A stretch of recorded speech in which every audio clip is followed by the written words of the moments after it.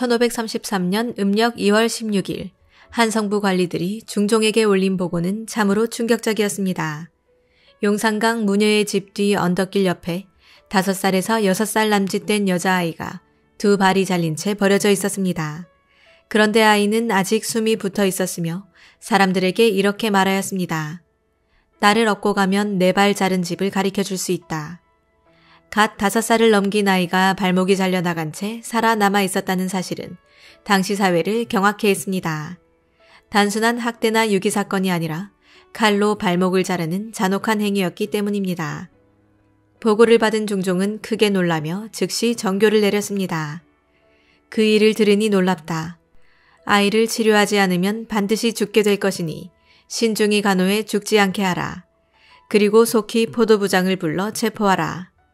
중종의 말에는 공포와 분노가 함께 섞여 있었습니다. 왕조가 다스리는 나라의 수도에서, 그것도 왕의 눈앞인 한성에서 어린아이가 발목이 잘린 채 버려진 사건은 단순한 범죄가 아니었습니다. 이는 곧 왕권과 법치의 권위에도 도전하는 일이었습니다. 사건은 즉시 의금부와 포도청이 나서야 할 중대 사건으로 분류됩니다. 당시 조정신료들 역시 충격을 금치 못했습니다. 백성들이 흉흉해질 것을 우려한 관리들은 신속한 수사를 촉구했고 왕은 무엇보다 아이의 생명을 구할 것을 명했습니다. 곧 아이의 신원이 밝혀졌습니다. 이름은 옥가이, 별명은 개춘이라 불렸습니다. 나이는 5살에서 6살 사이였으며 지난해 가을쯤 행방불명되었다는 소문이 있었습니다. 중종실록 2월 17일 기사에는 사비 중덕이라는 여인이 이 아이는 지난해 9월 29일 잃어버린 내 딸 옥가이라고 증언하는 대목이 등장합니다. 즉 부모에게서 잃어버린 아이가 수개월 만에 끔찍한 모습으로 다시 나타난 것이었습니다. 더 충격적인 것은 아이의 직접 진술이었습니다. 아이는 정신을 잃었다 깨어나면서 자신을 해친 범인으로 한덕이라는 사람을 지목했습니다. 한덕이 한낮에 내 두 손을 묶고 솜으로 입을 막은 뒤 방 안에서 칼로 두 발목을 잘랐다는 증언이 전해졌습니다. 중종실록 73권 중종 28년 2월 17일 경인 기사에는 이 상황이 이렇게 기록되어 있습니다. 아이에게 발이 잘린 이유를 묻자 곁에서 죽을 먹이던 여인을 가리키며 저 여인이 내 발을 잘랐다고 하였다. 이어서 한덕이 손을 묶고 칼로 발목을 잘랐다고 진술하였다. 이 진술은 수사를 급격히 복잡하게 만들었습니다. 아이의 지목은 분명했지만 문제는 증언이 오락가락했다는 점이었습니다. 때로는 곁에 여인을 지목했고 또 다른 순간에는 한덕을 가리켰습니다. 포도청과 의금부는 즉시 수사에 착수했습니다. 그러나 사건은 쉽게 풀리지 않았습니다. 아이의 발이 잘린 이유에 대해 증인들의 말이 서로 충돌했기 때문입니다. 먼저 한덕이라는 인물은 아이를 길가에서 발견했다고 주장했습니다. 그는 아이를 자신의 집으로 데려왔다가 주인에게 꾸지람을 듣고 다시 내버렸다고 설명했습니다. 그때는 아이에게 발이 있었다고 말했습니다. 이후 아이는 차례대로 노비, 수은, 연수에게 맡겨졌습니다. 그들의 진술에 따르면 아이의 발은 심하게 동상에 걸려 있었으며 피부와 살이 썩어 들어가고 있었습니다. 그러나 칼로 자른 흔적은 없었다는 점을 강조했습니다. 또 다른 증인 무녀 귀덕 역시 비슷한 진술을 했습니다. 그녀는 내가 아이를 데려왔을 때는 분명 발이 있었다. 다만 동상이 심해 곧 떨어져 나갈 것 같았다고 말했습니다. 즉 귀덕의 증언은 아이가 칼로 발을 잘린 것이 아니라 동상으로 인해 발이 떨어진 것이라는 설명을 뒷받침했습니다. 하지만 아이는 끝까지 한덕이 내 발을 잘랐다고 고집했습니다.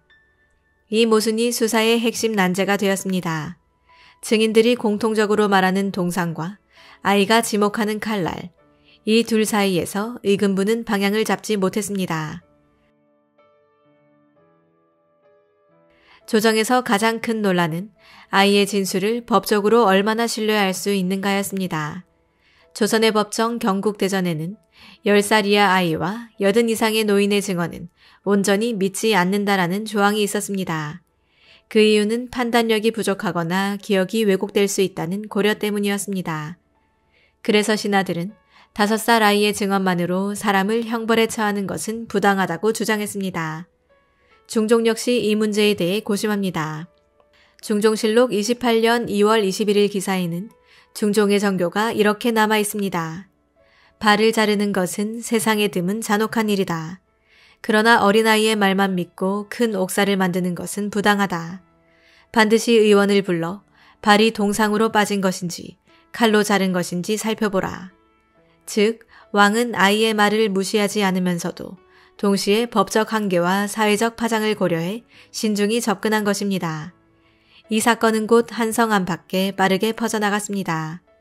조선사회는 본래 어린아이의 안전을 가족과 공동체가 지켜야 한다는 전통이 강했습니다. 그런데 도성 안에서 아이가 발목이 잘린 채 버려졌다는 소식은 민심을 뒤흔들었습니다. 사람들은 혹시 아이를 노린 흉악범이 따로 있는 것이 아니냐는 소문을 퍼뜨렸고 일부는 무녀 귀덕이 아이를 제물로 삼으려 한 것이 아니냐는 음모론까지 내놓았습니다. 사실 여부는 확인되지 않았지만 무속과 관련된 의혹은 민심을 더 흉흉하게 했습니다. 중종이 직접 나서 아이를 보호하라고 명한 것은 단순히 한 명의 아이를 살리려는 차원을 넘어 백성들의 공포심을 잠재우려는 정치적 대응이기도 했습니다. 아이 옥가이가 한덕이 발을 잘랐다고 일관되게 주장하자 조정은 이 증언의 신빙성을 두고 논란에 휩싸입니다. 중종실록 28년 2월 21일 기사에 따르면 의금부는 직접 의원을 데리고 가 아이의 발목을 살폈습니다. 이창무 등이 의원을 데리고 가 발을 살펴보니 동상으로 빠진 경우와는 달랐습니다. 두 발의 복사뼈와 골구는 온전하였으나 정강이뼈가 단절되어 새살이 돋고 가죽이 줄어든 흔적이 있었습니다. 이는 칼로 자른 것입니다. 즉 의관들의 감정은 아이가 단순히 동상으로 발을 잃은 것이 아니라 누군가 날카로운 칼로 절단한 흔적이라는 판단을 내렸습니다. 이는 사건의 성격을 단순한 질병에서 살인미수로 확정짓는 결정적 단서가 될 수 있었습니다. 그러나 아이가 범인으로 지목한 한덕은 여전히 혐의를 부인했고 주변 증언들은 그의 무죄를 뒷받침하고 있었습니다. 문제는 아이의 진술이 시시각각 변했다는 점이었습니다. 중종실록 2월 18일 기사에 따르면 아이는 처음에는 어머니가 발을 잘랐다고 진술하기도 했습니다. 그러나 같은 자리에서 다시 묻자 한덕이 그랬다고 말을 바꾸었습니다. 의금부는 혼란스러운 아이의 언행에 주목했습니다. 처음에는 언어가 착란되어 믿기 어려웠지만 시간이 흐르자 진술에 일정한 논리가 생겼다고 보고합니다. 그러나 아이가 누구를 지목하느냐에 따라 사건의 주체가 완전히 달라지니 사관들조차 믿을 수 없는 증언이라고 기록할 수밖에 없었습니다. 이러한 상황은 조선 형사제도의 한계를 극명하게 드러냈습니다. 오늘날이라면 의학적 증거와 수사기법으로 명확한 결론을 낼 수 있었겠지만 16세기 조선의 사법체계에서는 아이의 말과 증인들의 진술, 그리고 의원들의 감정만이 진실을 판가름하는 유일한 근거였습니다. 사건의 또 다른 축은 무녀 귀덕이었습니다. 그녀는 아이를 마지막으로 돌본 인물이었는데 아이가 귀덕의 집에 머물 때까지만 해도 분명히 두 발이 붙어 있었다는 증언이 여럿 나왔습니다. 그러나 시간이 흐르며 아이의 발이 사라졌으니 혹시 귀덕이 범인이 아니냐는 의혹이 제기됩니다. 중종실록 28년 2월 20일 기사에는 이런 전교가 나옵니다. 귀덕을 아이가 있는 곳으로 데리고 가서 이 사람이 내 발을 자른 자가 맞느냐고 물으라. 하지만 아이는 끝까지 한덕을 지목했고 귀덕에 대해서는 별다른 언급을 하지 않았습니다. 아이가 오히려 무녀 귀덕이 밥을 먹여주었다고 진술하자 귀덕을 범인으로 단정하기는 어려웠습니다. 그럼에도 불구하고 민심은 달랐습니다. 사람들은 아이가 무녀집 근처에서 발견되었다는 점에 주목했고 귀덕이 아이를 제물로 삼으려 한 것 아니냐는 무속 관련 소문이 퍼졌습니다. 이는 당시 무당에 대한 사회적 불신과도 연결된 것이었습니다. 사건은 점점 더 복잡해졌습니다. 한덕은 아이를 처음 발견해 도왔다는 점에서 오히려 구원자일 수 있었고 무녀 귀덕은 정황상 의심받았으나 뚜렷한 증거가 없었습니다. 무엇보다도 아이의 진술은 모순적이었고 당시 율법에 따라 어린아이의 말은 온전히 믿을 수 없었습니다. 그럼에도 불구하고 아이의 발이 분명 칼에 의해 절단되었다는 의관들의 보고는 중종을 더욱 곤혹스럽게 만들었습니다. 왕은 여러 차례 정교를 내리며 이 사건을 신중히 다루려 했습니다. 발을 자르는 일은 참혹하여 세상에 드문 일이다. 어린아이를 구호하는 것보다 급한 일은 없다. 그러나 의심스러운 옥사는 끝까지 밝혀내려 하지 말라. 결국 중종은 명확한 증거가 없는 한 수사를 무리하게 진행하지 말라는 지침을 내렸습니다. 이는 무고한 사람을 억울하게 처벌할 수 없다는 법치적 판단이기도 했고 동시에 민심을 더 흉흉하게 만들지 않으려는 정치적 고려이기도 했습니다. 결국 1533년 음력 2월 말 한 달 가까이 이어진 수사와 논의에도 불구하고 사건은 종결되지 못한 채 흐지부지 끝나게 됩니다.